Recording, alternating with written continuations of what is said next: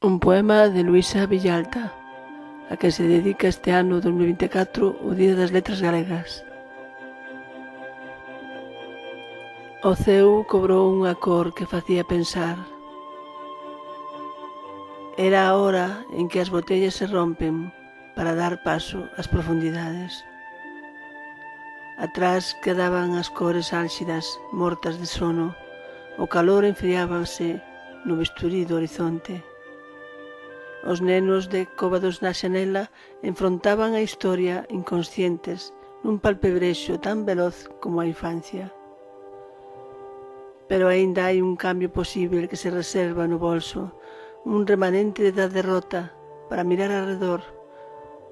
Non nos estábamos esperando, por iso nos recoñecemos.